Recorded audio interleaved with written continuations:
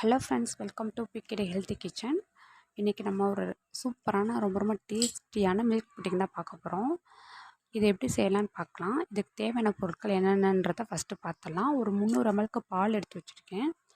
2 gram agar-agar எடுத்து வச்சுருக்கேன்.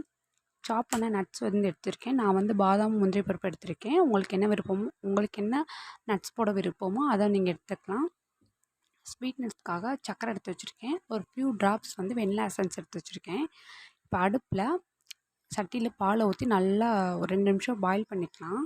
பால் வந்து நல்லா கொதிக்கணும். கொதித்ததுக்கப்புறம் நம்ம எடுத்து வச்சுருக்க அகரகரையும் சேர்த்துக்கலாம். அகரகரை சேர்த்து நல்லா ஒரு 2 நிமிஷம் கொதிக்க விடுங்க.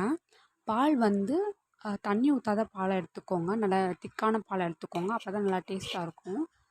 அகரகரை வந்து நல்லா மிக்ஸ் பண்ணோன்னே நல்லா ஒரு மெல்ட் ஆனதுக்கப்புறம் நீங்கள் வந்து சர்க்கரை சேர்த்துக்கலாம்.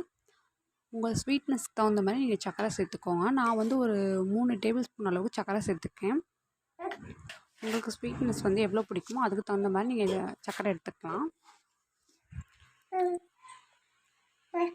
சர்க்கரை வந்து நல்லா மெல்ட் ஆனதுக்கப்புறம் நம்ம கட் பண்ணி வச்சுருக்க நட்ஸை சேர்த்துக்கலாம்.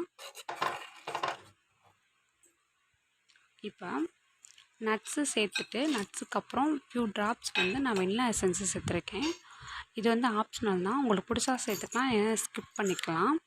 அதை சேர்த்துட்டு எல்லாத்தையும் ஒரு மிக்ஸ் பண்ணிவிட்டு ஒரு நிமிஷம் பாயில் பண்ணிவிட்டு நீங்கள் அடுப்பு ஆஃப் பண்ணிவிட்டு கொஞ்சம் சூடு வந்து ரெடியூஸ் ஆனதுக்கப்புறம் ஒரு ஏர்டைட்டான கண்டெய்னர் இல்லைன்னா பாக்ஸ் இந்த மாதிரி எதுலைனாலும் நீங்கள் ட்ரான்ஸ்ஃபர் பண்ணிவிட்டு ஒரு 2 hours வந்து நீங்கள் ஃப்ரிட்ஜில் செட் பண்ணி எடுங்க.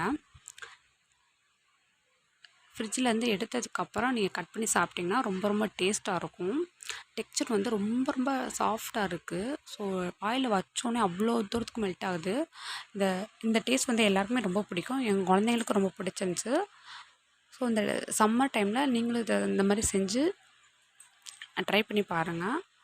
பிடிச்சிருந்தா என்னோடய சேனலை சப்ஸ்கிரைப் பண்ணுங்கள். இந்த மாதிரி வித்தியாசமான டிஃப்ரெண்ட்டான வீடியோஸ் வந்து நான் அப்லோட் பண்ணுவேன். ஸோ சப்ஸ்கிரைப் பண்ணுங்கள். அவ்வளோதான்.